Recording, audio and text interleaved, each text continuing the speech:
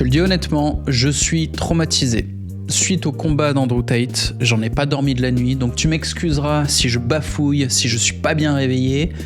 Quand j'ai vu ce truc sur l'écran là, putain, j'ai cru que je subissais un contrôle fiscal ou une merde dans le genre. J'ai pas compris ce qui m'arrivait. C'était horrible. J'ai souffert, ça m'a cassé le cerveau. Et j'y réfléchis là pendant des jours. Je vais te partager un petit peu mes réflexions et te faire un récap de ce qui s'est passé. Andrew Tate, Top G, a fait un combat contre un mec qui s'appelle Chase DeMoor. Et l'actu est terrible, hein. Le pire combat de l'histoire, humiliation, Tate perd son combat, Tate humilié, pathétique, démasqué. They both suck. Ils sont tous les deux à chier. Et son adversaire était particulièrement mauvais. Donc le mec qu'on voit à l'écran là, c'est Chase DeMoor, l'adversaire d'Andrew Tate, qui fait n'importe quoi avec ses bras, avec ses pieds aussi, hein. Donc un mec qui sait pas boxer vraiment. Il est musclé, hein, il est grand et musclé, mais il sait pas boxer. C'était censé être une victoire facile pour Andrew Tate. Là, on est sur les paris sur Polymarket. Et tu vois, les paris donnaient 84% de chance à Andrew Tate, jusqu'à 89% de chance. Et l'impossible est arrivé, il a perdu. Boum. Et moi aussi, j'ai perdu. J'avais parié 1000 balles, tu vois, juste pour rigoler. Bon, j'ai perdu. Et j'ai pas rigolé du tout. Pas pour les 1000 balles que j'ai perdu sur Polymarket, ça, je m'en bats les couilles. Non, c'est pour mon amour de la boxe que j'ai souffert. J'ai pas compris ce que j'ai vu. Bon, j'ai vu la même chose que tout le monde, hein. Je te remonte les images. Les 2 premiers rounds, Tate l'a joué relativement safe, ce qui fait du sens, tu vois. Il mettait des jabs au ventre, tu vois, des petits 1-2 là sur le ventre. Des fois, il remontait à la tête, 1 au ventre et 2 à la tête. Chase encaisse sur le ventre et puis il recule après, voilà. Et ça recommence, et ça recommence. Et c'est correct, hein, tu vois, de faire ça pendant 1 ou 2 rounds pour tester le mec, pour un peu l'user, le fatiguer, tu vois. Le taper au ventre, ça peut réduire le cardio de l'adversaire. Bon, c'est pas mal, tu vois, pendant 2 rounds, mais c'est juste un démarrage. Après, t'es censé accélérer, t'es censé taper plus à la tête, etc. Sauf que ça s'est pas passé comme ça. Après un démarrage assez lent, au lieu d'accélérer la cadence, ce qui aurait dû être normal, et d'avoir une posture plus en avant, de rentrer sur Chase, eh ben Tate recule en fait, hein. C'est Chase qui se met à avancer. Il fait des coups dégueulasses, des genres de pattes de chat bizarres, et il avance. Il vient au corps à corps, et il s'appuie sur Tate. Il est grand, il est lourd, donc ça fatigue. Et Tate a progressivement fatigué jusqu'à la fin. Le combat a été dégueulasse, c'est-à-dire que le corps à corps est pas bien géré, c'est pas un beau corps à corps. T'as Chase qui bloque les bras de Tate et Tate qui arrive pas trop à s'en sortir, tu vois. Il arrive pas à le projeter sur le côté, il arrive pas à le déséquilibrer, il arrive pas à placer des coups. Ils font pas de combo corps à corps. Ça peut se travailler le corps à corps, hein. Moi, ça fait 1 an que je travaille que ça. Je me spécialise sur le corps à corps. Donc il y a plein de choses à faire au corps à corps qui ne sont pas faites là. Ils se tapotent comme ça, c'est dégueulasse. C'est vraiment horrible comme combat. Tiens, regarde, pour le corps à corps, je vais te montrer ce que je fais. Je suis le mec en vert avec le casque là. Et attention, je prétends pas être bon boxeur, je prétends pas être meilleur qu'Andrew Tate ou quoi que ce soit. Non, mais je suis dans une situation où je boxe contre un mec plus lourd que moi et je vais au corps à corps pour essayer de faire quelque chose. Regarde, le mec à ma droite fait 100 kilos, moi j'en fais 70. Si tu t'es déjà pris une frappe d'un mec qui fait 30 kilos de plus, bon, c'est comme se prendre un camion dans la gueule. Donc je fais quoi? Je marche, j'avance et là je me décale, je mets un uppercut et je vais placer un petit combo corps à corps. Là, regarde. Boum, boum, pack, voilà. Et j'ai une technique de merde, je suis pas un compétiteur, je suis pas un professionnel, mais j'ai quand même pu faire quelque chose. Je te montre au ralenti. Donc la première chose, c'est close the distance, c'est-à-dire venir au corps à corps. Et regarde, je fais ça comme de la merde. Je me suis jeté la gueule la première sur lui parce qu'il était déjà fatigué. Normalement, tu mets au moins un coup, une esquive et t'avances, tu vois, tu perturbes un peu le mec avant de rentrer dessus. Une fois que j'ai avancé dessus, je continue de pousser pour l'emmerder un peu. Donc là, je suis juste en train de l'emmerder. C'est pas sérieux ce que je fais. Je tapote sur le côté, ça crée de la confusion, mais ça crée pas de dommages. Puis je prends un appui bizarre à gauche et d'un coup, bam, je me décale vachement à droite en mettant un crochet du droit. J'étais à gauche, là d'un coup, je saute à droite sans qu'il capte trop. Ça crée une petite ouverture. Avec l'ouverture, hop, je peux remonter en uppercut. Boum. Et j'en ai placé un. Pas très puissant, on est en sparring, je touche légèrement, je suis pas en train de mettre toute ma force, c'est ok. Ensuite, je remets un petit coup de merde pour continuer de l'emmerder, je reviens tout de suite au corps à corps, tu vois, je m'éloigne pas. Tate, au lieu de rester au corps à corps et de mettre la pression, de continuer à aller chercher le corps à corps, dès qu'il est au corps à corps, il recule. Il reprend ses distances parce qu'il est plus habitué à la distance, il préfère la distance. À distance, tu fais une belle boxe, une boxe confortable. Eh ben non, fallait pas aller dans le confort, faut aller dans le corps à corps. Donc là, tu vois, je continue d'avancer, d'emmerder le mec, ce qui est pas facile parce qu'il est plus lourd que moi. C'est difficile d'avancer sur un gars qui est lourd. Il me pousse un peu avec ses bras, je pousse un peu, je reviens au corps à corps, je redescends et je vais tenter de faire un combo, je pense. Ouais, et ça y est. Là, tu vois, je mets un genre d'uppercut foireux au ventre. Enfin, foireux, c'est pas si foireux que ça. Qui remonte tout de suite en uppercut tête. Boum, boum. Puis, crochet du gauche. Bam. Et là, on est sur un combo corps à corps. C'est pas juste des petits pattes de chat, des machins. Non, c'est un petit combo corps à corps. C'est pas génial, mais au moins, il y a un petit travail. Ah, si t'es curieux, je te l'apprends, celui-là. Il est pas mal. La première chose, c'est d'arriver au corps à corps. Généralement, tu mets un coup qui sert de provocation, puis tu bloques. Et là, tu trouves le moyen d'avancer sur ton adversaire. Okay, d'une manière ou d'une autre, ça peut être une avancée comme ça. Ça peut être la jambe qui avance. Tu mets un jab et tu avances avec l'autre jambe. Et tu trouves le moyen d'aller au corps à corps. Okay, une fois que tu es au corps à corps, bah, tu es bloqué sur l'autre mec. Et là, généralement, je le pousse d'une épaule. Je reviens et de la même épaule, je tape sur la hanche, même si c'est pas vraiment, tu vois, dans les organes, c'est pas grave. Tu tapes sur la hanche pour l'emmerder, tu remontes en uppercut, et là, boum, crochet. Et c'est assez efficace, en fait. Hein. Fou. Je t'en montre un deuxième, tu peux le pousser devant, revenir à la tête, uppercut, et celui que je t'ai montré tout à l'heure. Pa, pa, pa, pa, pa, pa, pa. Tu vois, c'est des combos au corps à corps. Ah, je t'en montre un dernier. Toujours au corps à corps, tu tires le bras du mec, tu l'emmerdes, tu sais, tu lui tires son bras comme ça. Ce qu'il va faire le gars, c'est qu'il va remonter le bras parce qu'il croit que tu vas lui mettre un crochet tête, il protège la tête. Donc tu tires son bras, le mec il remonte le bras, tu tapes au corps, du coup, tu remontes et tu fais ça. Ça fait boum boum boum boum bam. Ha. Ça marche bien. Alors évidemment, mes mouvements sont dégueulasses, j'étais à moitié accroupi sur le micro, mais tu comprends l'idée. Il y a moyen de faire des combos au corps à corps. Ce qu'on n'a pas trop vu dans le combat de Tate. Et à chaque round, ça a été que de pire en pire, 4e, 5e, il fatiguait de plus en plus. Le 6e round, il était en mode pure survie. Il bougeait encore un peu sa tête, tu vois, pour esquiver des coups, il en a encaissé certains, mais j'avais peur qu'il tombe. J'avais vraiment peur d'un knockout, et je me disais, non mais c'est pas possible. Il peut pas se prendre un knockout de la part d'un boxeur aussi mauvais que Chase DeMoor. Et il a survécu, tant bien que mal. Il est tombé quelques fois, mais il se relevait et il tombait de fatigue. Il tombait parce qu'il était déséquilibré. Voilà. Il y a eu 2-3 fois où ses mains ont touché le sol. Et bon, finalement, c'est DeMoor qui a gagné. Donc j'ai regardé ça complètement choqué. Toi, tu vas te dire sans doute, comme la plupart des gens sur Internet, que Tate ne sait pas boxer, c'est une fraude. Il a été révélé au grand public avec ce combat. Il était assez fou pour croire à ses propres conneries. Et c'est vraiment ce que croit tout le monde sur Internet, là, de Top G à humiliation. Là, on le voit faire un câlin et un bisou. Là, Top G est une fraude. Enfin, tu vois bien. Il y a eu au moins 1000 vidéos sorties pour se foutre de sa gueule. Ouais, mais tu m'excuseras, je peux pas juste ricaner en faisant semblant de croire que c'est ça son niveau de boxe. Ce qu'on a vu est une anomalie. Je te montre. Il y a 2 ans, il a fait une vidéo avec ses sparring, que j'ai pas vu depuis longtemps, on va la revoir. Il fait un sparring avec des poids lourds, des compétiteurs. Et tu vas voir sa façon de bouger, de mettre des coups, de se déplacer. Putain, ça a rien à voir. Tu vois là, il est mobile sur ses jambes. Tout à l'heure, il était pas, il bougeait pas. Il a une défense. Voilà. Il met toujours ses longs jabs, ok d'accord. Ok, long jab quand il reste à distance. Et il est face à un mec qui est grand. Hein. Tu vois, le type en face, c'est un poids lourd aussi. Enfin, c'est normal, là, tu vois. Ça va vite, il esquive, il se déplace. Putain, il se déplace beaucoup. Je te le redis, hein, sur le fight qu'on a vu tout à l'heure, il faisait quasiment aucun déplacement. Ouais, là, il fait des combos. Il a mis un coup à la tête, puis un coup au corps. Combo, là, il touche. Il est très précis hein, dans sa façon de toucher. Le 1-2 était beau. Et c'est pas son premier sparring de la journée. C'est-à-dire qu'il a fait d'autres rounds avant. La vidéo est assez longue.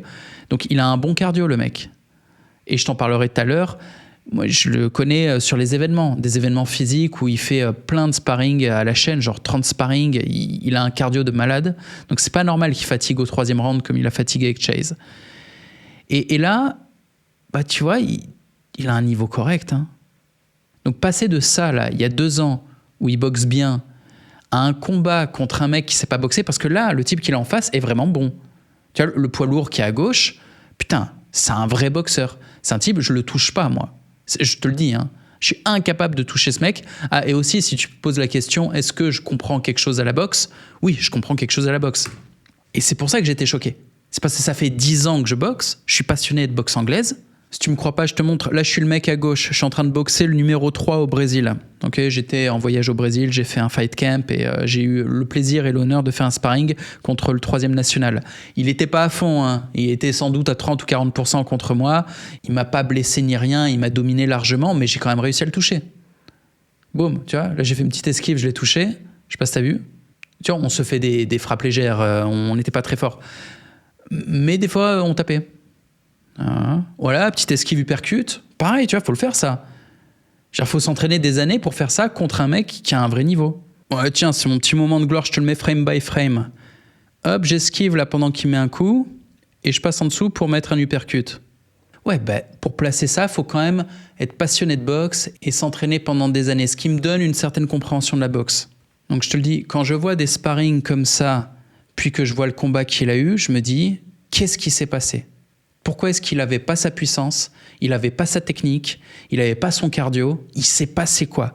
Et dis-toi que j'ai d'autres infos. Il n'y a pas que ce sparring. Déjà, il y en a d'autres. Et il y a eu des événements IRL où Tate a boxé des mecs que je connais. Des mecs avec qui moi j'ai boxé. Des mecs, ils me dominent largement. Donc je sais quel niveau ils ont. Ils sont bons. Tate les a défoncés. Donc comment tu m'expliques que Tate, il soit vachement meilleur que des types qui ont un niveau compétition et professionnel, contre qui j'ai essayé, tu vois ? Je l'ai touché à peine. Il me dominait de fou. Donc Tate dominait ces mecs-là pour au final faire un combat horrible et se faire battre contre un mec qui boxe comme ça. Enfin, moi, j'étais certain qu'il allait le mettre KO en 1 ou 2 rounds, max. Donc oui, quand j'ai vu ce combat atroce, j'étais choqué. Je me suis dit, qu'est-ce qui se passe ? Est-ce que je ne comprends rien à la boxe ? Est-ce que j'ai passé 10 ans à planer complet ? Je suis pas capable de faire la moindre prédiction. Je crois qu'un type sait boxer, il ne sait pas boxer. Je crois qu'un type ne sait pas boxer et il arrive à battre Tate. Qu'est-ce qui se passe, tu vois ? Je comprends rien. Et j'imagine que dans les commentaires, il y en a qui vont me dire « Mais non, c'est juste que Tate, il sait pas boxer, c'est une fraude. » Je comprends que 95% d'Internet pense ça. Voilà.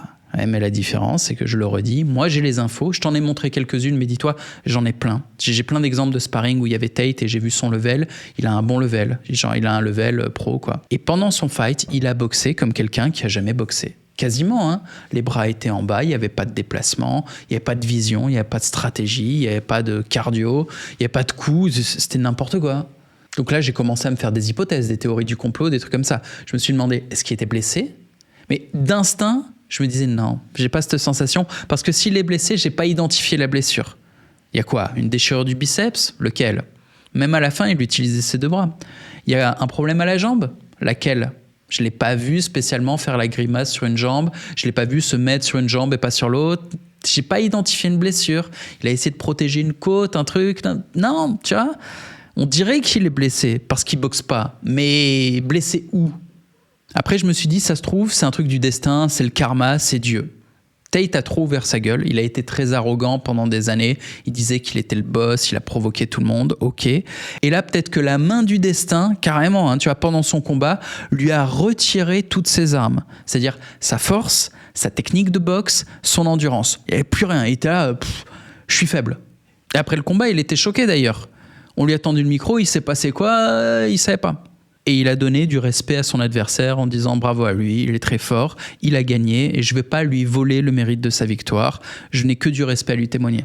C'est bien, c'était la bonne chose à faire, il ne s'est pas trouvé d'excuses ni rien. Oui, mais moi, et tous les gens qui à la fois aiment Tate et sont passionnés de boxe, on ne comprenait pas. Symboliquement déjà, c'était gravissime, c'est-à-dire Tate, c'est un leader, c'est un peu comme un papa spirituel. Et ce n'est pas seulement une défaite, c'est perdre sans boxer. Perdre de manière humiliante en étant dénué de tout son pouvoir et toute sa technique. Qu'est-ce qui se passe ? Il s'est présenté comme un champion du monde de boxe. Alors boxe pied-point, c'est pas la même chose que boxe anglaise, d'accord. Ouais, mais quand même, il était censé faire quelques enchaînements de coups. Il était censé boxer un peu, même beaucoup. Et on l'a vu faire des sparring, putain, les sparring étaient bons. Il s'entraîne avec Luke Barnett. Luke Barnett, là, le mec à gauche, c'est un poids lourd qui était à l'UFC, c'est un mec très solide. Alors, ok, c'est un mec qui fait surtout du MMA, qui n'est pas un spécialiste d'anglaise, mais quand même, croyez pas que vous faites quoi que ce soit face à Luke Barnett. Je ne fais rien du tout face à ce mec, je le touche pas, il me casse le nez.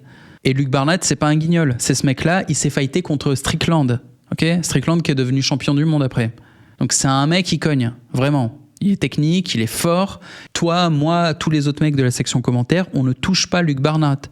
Et donc Tate qui a ce level-là, le level pour fighter avec ces mecs, qui d'un coup se retrouvent démunis, sans le moindre pouvoir, face aux caméras, le jour de son combat, et face à un adversaire faible. Mais putain, le level d'humiliation, qu'est-ce que c'est que ça ? Un test du destin ?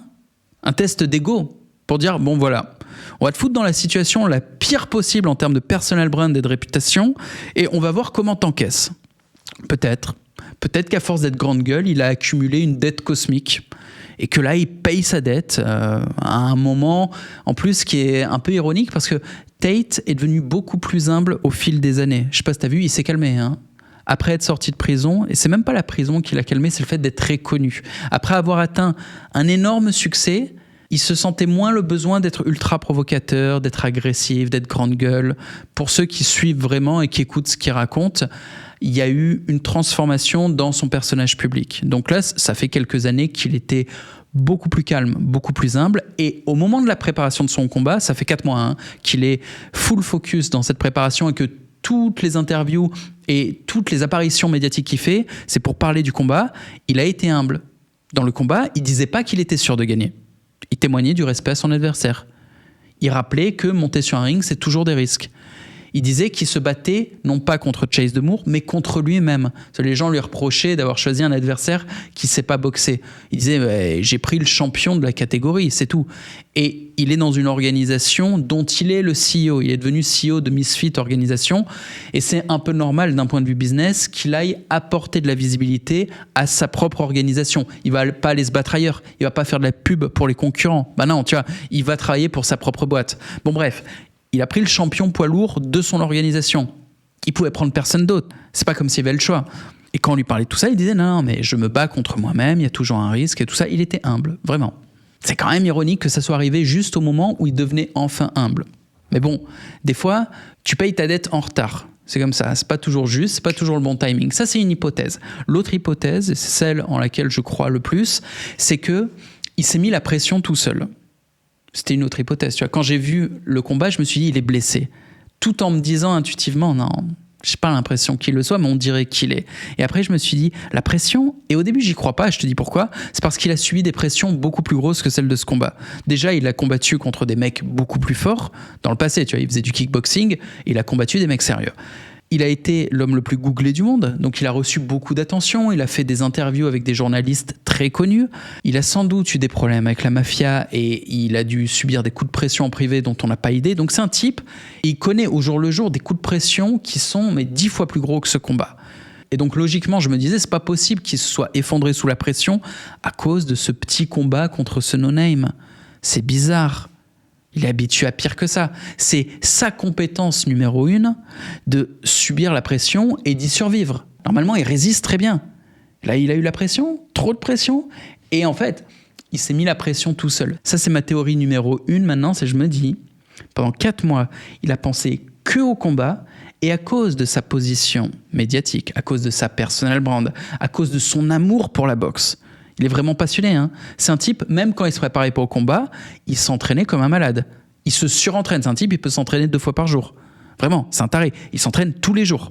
Bon, à cause de sa passion pour la boxe et de tout ce que je viens de citer avant, je pense qu'il a pensé qu'à ça, qu'il était trop focus, il s'est mis trop de pression, et c'est un type ultra exigeant. Il faut comprendre qu'il a été l'homme le plus googlé du monde, il est devenu richissime alors qu'il part de rien. C'est pas le fruit du hasard, c'est pas la chance. C'est un mec qui est obsédé par la réussite et qui se met une pression de malade en termes d'efficacité. Et donc, pour ce combat de boxe, je pense qu'il met la boxe au rang de religion dans sa tête, ce que je fais aussi. Pour quelqu'un qui aime la boxe, c'est quelque chose de sacré. Tellement sacré que le jour du combat, il s'est mis trop de pression, il était tendu, et la pression l'a bouffé de l'intérieur. Et c'est pour ça qu'il n'a pas bien bougé pendant 2 rounds, qui s'est essoufflé très vite, parce que la pression crée de la tension, crée du stress, crée de la fatigue. Et donc, tu tiens pas. Et le petit jeune en face, lui, il est en mode, peut-être qu'il pensait à rien. D'ailleurs, le petit jeune avait l'air sous énorme pression pendant la conférence de presse, juste avant. Attends, il y a une vidéo où il s'engueule avec sa meuf. Attends, je vais te montrer si je la retrouve. Tiens, regarde, ça c'est juste avant le fight. Derrière un hôtel, je sais pas où, il s'engueule avec la meuf. Ça a l'air tendu, Je sais pas ce qui se passe, si elle a couché avec un autre mec, mais regarde le stress. Sur le body language, il est fou de rage. Donc ça, c'est avec sa meuf. Les conférences de presse, tu l'as pas vu, mais Tate était super à l'aise, il parlait super bien, il a humilié Chase. En plus de ça, tu avais tout Internet qui se foutait de la gueule de Chase. Et je te rappelle les paris de sites, là, Polymarket, qui donnaient Tate gagnant à 85%, c'est ça ? Enfin, imagine le stress dans lequel Chase était avant le combat. Au moment du combat, Chase a dû se dire « Vas-y, j'oublie tout ». Il s'est dit « Allez, cool, je vais vivre un bon moment ». Et il avait l'air assez détendu, en fait, pendant le fight. Et Tate, qui au contraire était très confiant, très focus, très travailleur, lui, au moment du fight, il s'est dit « Au boulot, soyons sérieux ». Et il est devenu tendu. Ça, c'est ma théorie. Et j'ai cette théorie parce que j'ai un pote qui a vécu le même truc. Je te raconte l'anecdote. J'étais au Brésil avec le copain. Bah, tu vois la vidéo que je t'ai montrée tout à l'heure, dedans on voit le pote. C'est la théorie que je te raconte, c'est issu de cette histoire au Brésil. Donc j'étais avec un pote qui s'appelle Alexandre et lui, pendant tout l'entraînement, on avait un fight camp, il était détendu en fait. Il s'amusait. On avait un coach Ricans, il partait chercher des meufs le soir après l'entraînement. Il se trouvait des brésiliennes au gros nichon. Il était content le mec. Et moi, j'étais en train de bosser sur le bonsaï. C'était au début. J'avais des problèmes avec les processeurs de paiement, c'était l'enfer avec les banques. Vraiment, j'étais stressé de fou. Je me levais à 5h30 du matin. Je réglais des conneries bancaires et administratives avant d'aller à l'entraînement. Puis après l'entraînement, je retournais bosser sur ces trucs-là pendant qu'Alexandre partait peloter des nichons. Bon, j'étais stressé de fou. Et le jour du combat, il s'est passé quoi ? Bah, le matin, comme tous les matins, je bossais sur les problèmes de processing. Puis à l'heure du combat, je suis vas-y, c'est l'heure. Putain, je fais mon sac. Quand je suis arrivé à la salle de gym, j'avais jamais vu. C'est la première fois que j'étais là. Donc c'était un nouvel endroit où il y avait les boxeurs là, nationaux qui nous attendaient. Et moi, j'étais en mode, vas-y, je vais oublier 2 secondes mes problèmes. Et je vais même pas, je vais me relaxer, mais je vais penser à autre chose.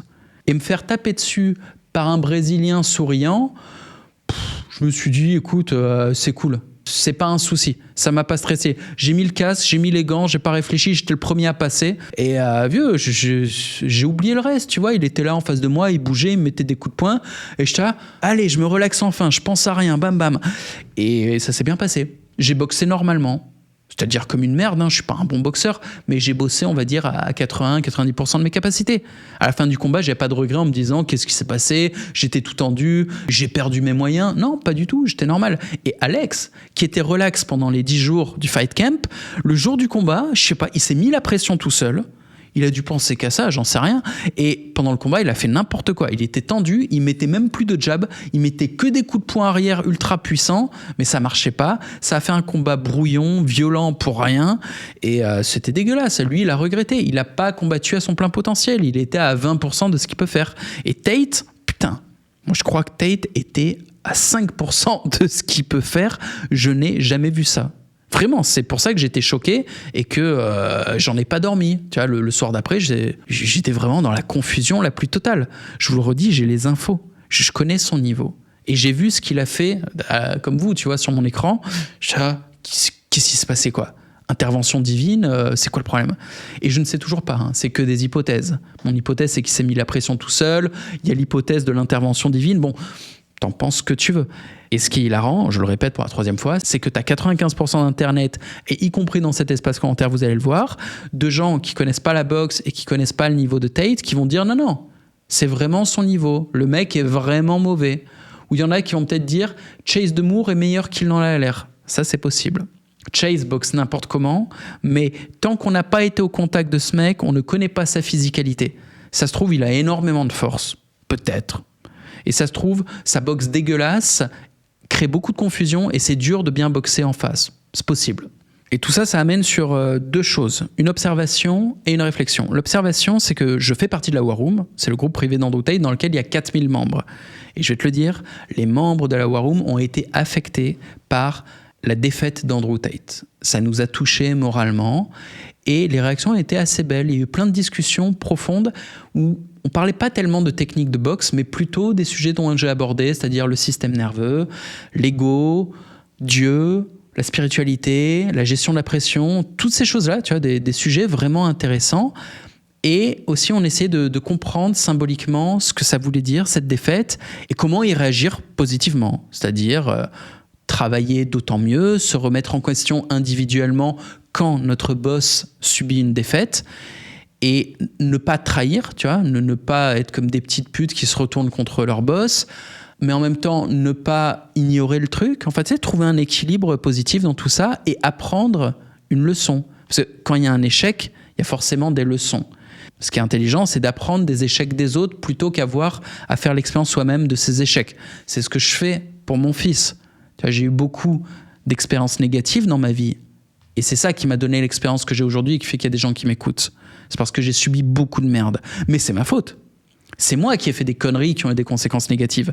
Et mon boulot, en tant que père, ça va être d'expliquer à mon fils, bon, tu vois, j'ai fait ça, et les conséquences ont été très négatives. Ce qui est logique. Je vais t'en parler, je vais t'expliquer pour que tu fasses pas les mêmes conneries. Et là, Andrew Tate, ce qui lui est arrivé, faut qu'on comprenne, pour pas que ça nous arrive. Et il a eu la gentillesse en privé de nous parler un peu, tu vois, de nous dire un peu ce qui lui était arrivé, de nous partager plus en détail le fait qu'il était fatigué de manière très inhabituelle après le second round, qu'il ne comprenait pas. Et ça nous a permis d'avoir les réflexions. Et c'est très utile, c'est très intéressant. Vraiment, c'est une expérience humaine que je trouve passionnante. Au point de me dire que je suis presque content qu'il ait perdu. S'il avait gagné, il n'y aurait pas eu tout le travail d'introspection, le travail psychologique que je vois en ce moment au sein de la War Room.